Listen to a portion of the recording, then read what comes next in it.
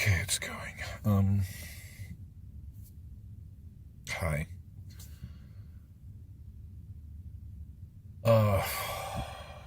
Sorry we haven't videoed or anything before. Just been surviving day by day, minute by minute. Emotionally, with where we're at, we just feel safer in here. Not that we're in here all day or anything. Although I'll tell you what, much more than we might be, but we'll get to that in a minute. Lost the train of thought. Anyway, nightmares, sleep paralysis, this whole week, night after night after night after night after night.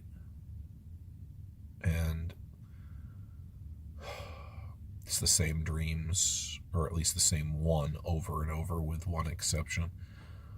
The one exception was we're confronting about it and asking her, it's like, when did you know? When did you know that was raping me? That your husband was raping your children? When exactly did you know?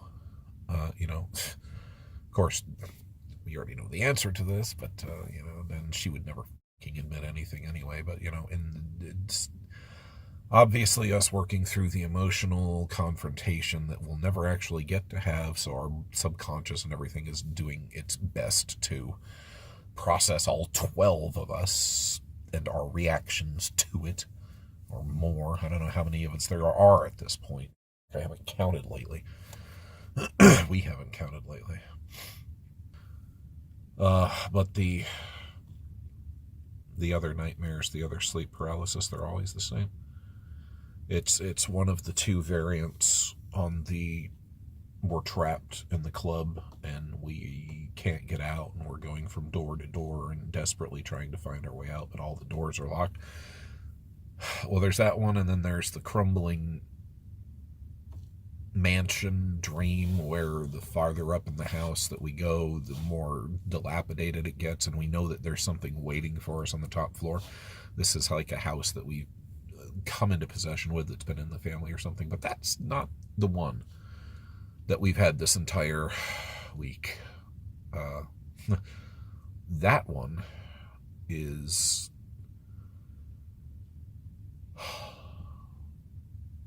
up until we went and lived at the and basically got cured of our acrophobia, our fear of heights.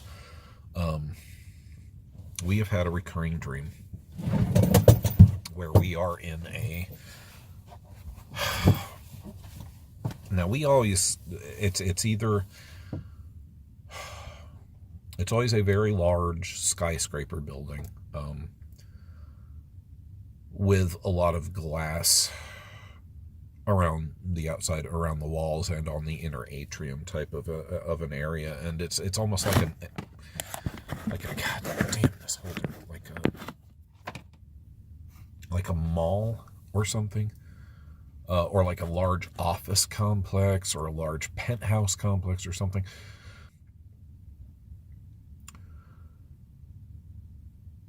And there's always it always revolves around the same thing. There's always a set of elevators that are dilapidated, like service elevators, that are just rickety and dangerous. It's like it's just a platform. There's no actual walls. It's just like almost like a platform just moving. It's like any of the safety features had been completely and utterly removed in these. I mean, literally, they were dangerous, but this is the only way that you could get up there, because it's like the stairs wouldn't terminate where they're supposed to. They would just, anyway, the details are always the same. And what's terrifying is that there's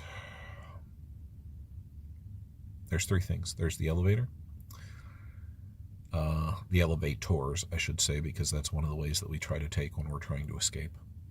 Again, we're trying to get away. We are trying desperately to get away, and we can't get away. no matter how hard we try.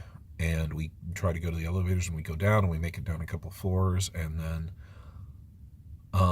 we come out into the atrium, and we're about, oh Jesus, we start off very near the top of the building, like almost penthouse level, if not penthouse level. And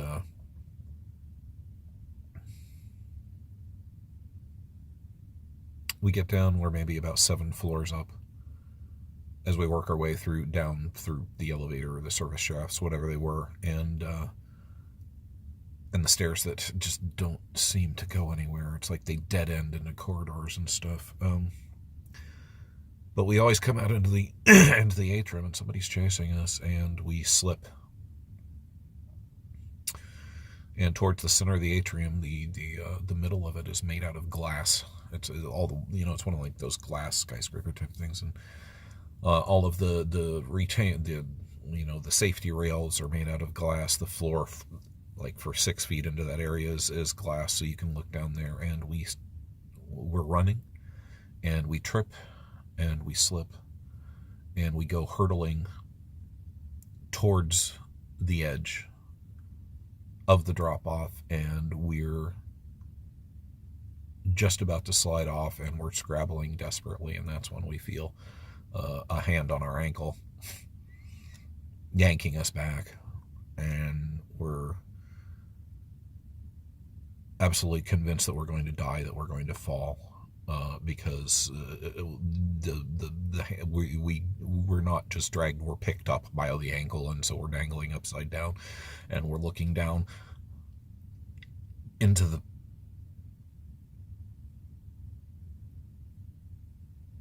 this central corridor. Oh boy, okay, no, we don't want to slip right now, so we're just gonna, sorry, just a sec.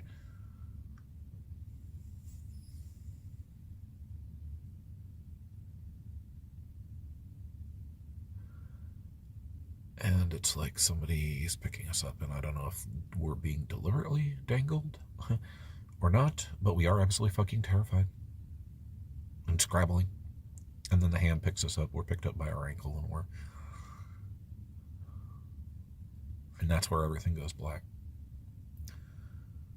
That's generally when shakes us awake, because we're screaming out. So yeah, that's we've been having that dream the whole fucking week, except for well, no, because that night too, confronting her was earlier on in the dreamscape. That was what, 2 nights ago. But this whole fucking week, we're afraid to go to sleep. Dead serious. I mean, it's bad enough that we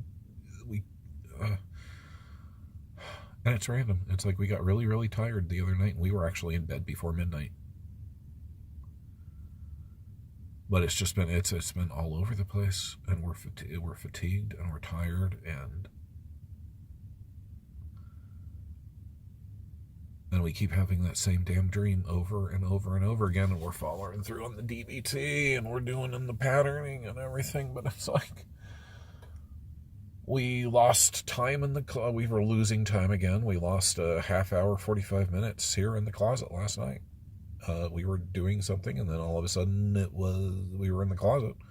That literally, like, right here, standing here, with, I forget what the hell it was we had in our hands, but we were just all of a sudden, we're in the closet, and it's 45 minutes later.